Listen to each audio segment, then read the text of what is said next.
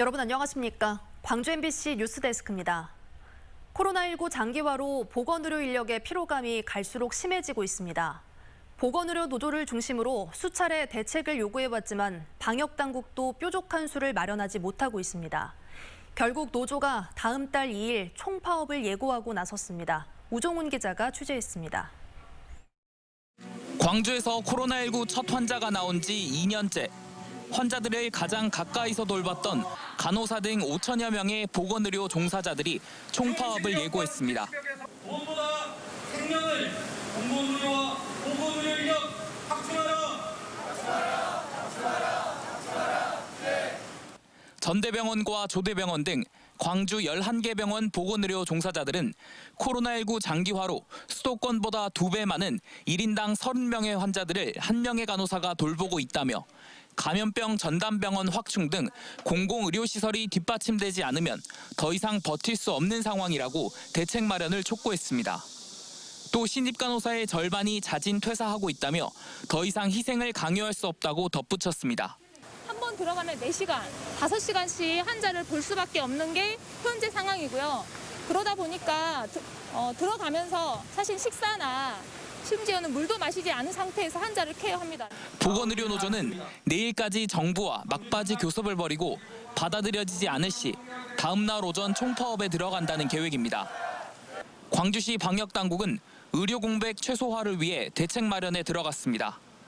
의료기관의 파업을 염두에 두고 비상대책 상황실을 운영하는 한편 감염병 전담병원에는 자체적으로 대책 근무자를 마련하도록 하거나 군 인력 투입을 요청했습니다.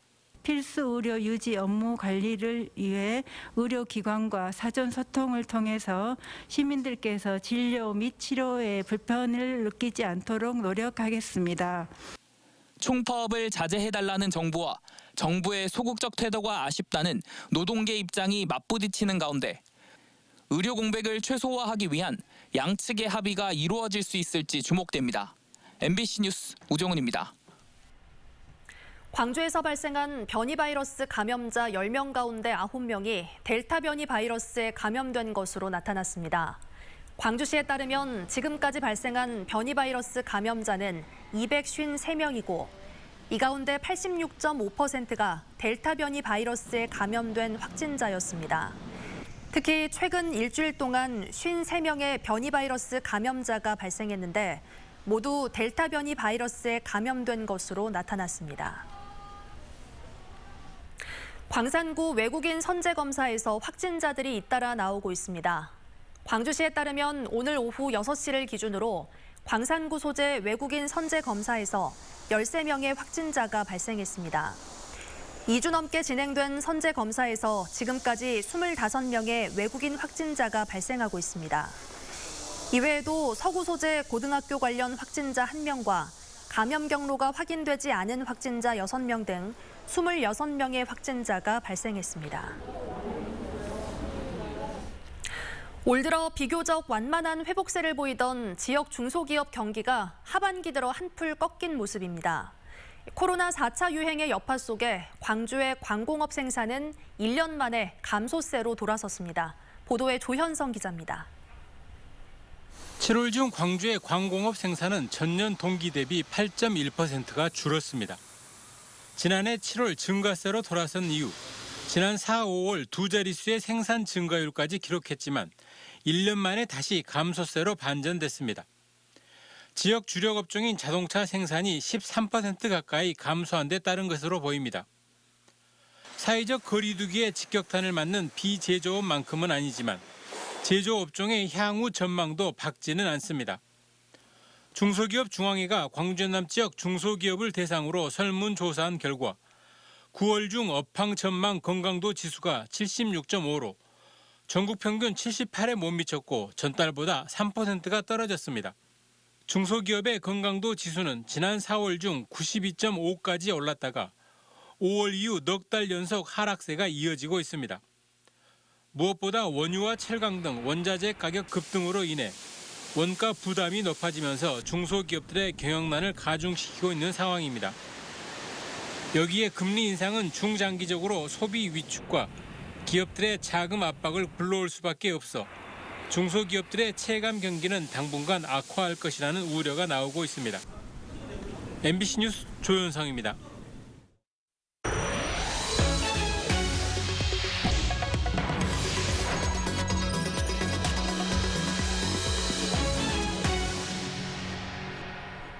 내년도 국가 예산안이 편성된 가운데 광주시가 국비 3조 원 시대를 열게 됐습니다.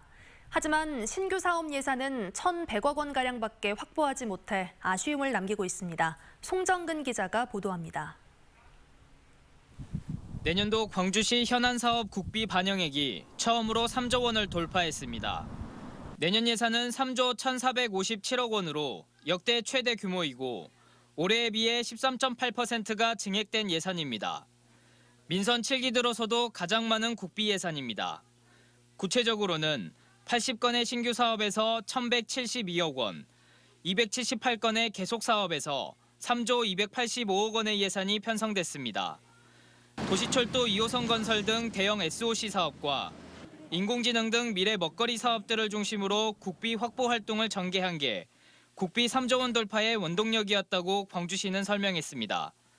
광주시는 예비 타당성 조사 등 사전 절차가 완료되지 않아 예산에 반영되지 못한 광주 비엔날레 전시관 건립비 등 현안 사업과 관련된 예산을 국회에 추가 건의할 계획입니다. 시에서 역점적으로 추진하고 있는 게 문화 분야에 지금 비엔날레 전시관 건립 사업이 있습니다. 이게 지금 예타 중이어서 정부 안에서는 못 넣었지만 국회 가서 지금 꼭 반영해야 될 사업이고 또 하나가 광주 의료원 건립 사업입니다. 국비 3조 원 시대를 맞이하긴 했지만 아쉬운 점도 있습니다. 신규 사업으로 확보한 예산이 전체 예산 가운데 3%인 1,172억 원에 불과하고 국가 전체 예산 605조 가운데 광주시의 예산은 0.5%도 되지 않기 때문입니다.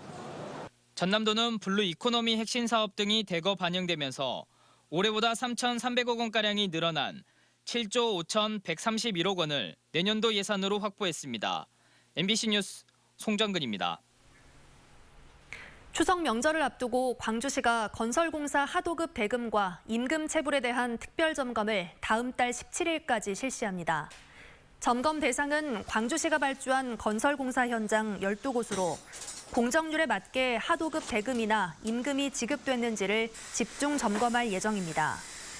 또 건설 현장의 임금 체불 예방과 해소를 위해 시와 자치구, 공사, 공단 등 7곳의 체불 임금 신고센터를 상시 운영한다고 밝혔습니다.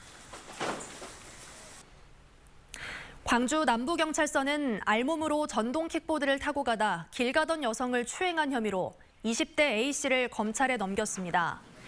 A씨는 지난 15일 밤 10시 40분쯤 광주 남구 월산동의 한 도로에서 길을 가던 여성을 뒤에서 끌어안고 넘어뜨린 혐의를 받고 있습니다.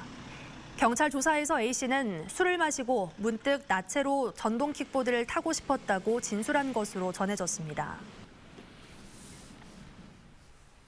김대중 평화회의를 세계적인 평화와 인권 축제로 치르기 위한 준비가 본격화하고 있습니다. 전라남도는 MZ세대부터 노년층까지 다양한 세대가 함께 어울리는 평화축제가 되도록 운영할 계획입니다. 김양훈 기자의 보도입니다. 첫 김대중 평화회의가 10월 26일부터 사흘 동안 목포에서 열립니다. 김대중 정신을 계승하기 위해 지역에서 열리는 첫 국제행사입니다. 전라남도는 전남을 대표하는 품격 있는 국제행사로 정착시켜서 전남 이미지를 높이고 세계 평화에 기여한다는 구상입니다. 김대중 대통령님의 그 평화와 민주화 인권의 정신을 우리가 계승하면서 세계에 널리 선양하고 알리면서 우리 후세대들이 그 정신을 이어받아야 한다고 생각합니다. 지난 6월 서울에서 김대중 평화회의 조직위원회가 구성됐으며 이번에 두 번째 조직위원회 회의가 목포에서 열렸습니다. 조직위 위원들은 김대중 평화회의 사전 홍보 계획과 전야제, 그리고 국내외 연사 섭외 현황 등 실행 운영안을 심의했습니다. 사전 홍보 프로그램인 대국민 평화 미소 캠페인은 현재 온오프라인으로 진행 중인 상황. 국제학술회의에선 전 동티모르 대통령이 기조연설을 하고 국내외 석학과 평화 지도자 40여 명이 참여할 예정입니다. 불평등의 문제, 빈곤의 문제, 그다음에 또 새로운 전쟁들의 문제들이 있는 데서 김대중 대통령의 평화를 우리가 함께 이루어가자는 이 국제학술회의와 문화행사는 매우 뜻깊은 행사가 될 거라고 생각을 합니다. 조직위원회는 김 전 대통령의 평화 정신에 걸맞는 행사가 되도록 아프간과 미얀마 국민들의 인권과 눈물을 닦아줄 수 있는 프로그램 추가도 검토하고 있습니다. MBC 뉴스 김양훈입니다. 한국농수산식품유통공사가 장애인 체육 선수들을 대거 직원으로 채용하기로 했습니다. 농수산식품유통공사는 전라남도 장애인 체육회와 취업 업무 협약을 맺고 당구와 육상, 사이클과 론볼, 역도 등 5개 종목 10명의 선수를 채용하는 한편 이들 선수들의 훈련과 국제대회 참가도 적극 지원하기로 했다고 밝혔습니다. 제9회 광주 디자인 비엔날레가 내일 개막해 10월 31일까지 열립니다. 디자인과 혁명의 합성어인 디레볼루션을 주제로 한 이번 전시는 내일 저녁 7시 광주 디자인 비엔날레 전시관 광장에서 열리는 개막식을 시작으로 인공지능 등 기술과 감성의 화합을 디자인을 통해 선보입니다. 개막식은 코로나19 상황을 고려해 무관중으로 진행되고 광주 MBC 유튜브 채널을 통해 생중계로 시청하실 수 있습니다. 여름 휴가철 광주 전남에서 돼지고기 등 축산물의 원산지 표기를 위반한 36개 업소가 단속에 적발됐습니다.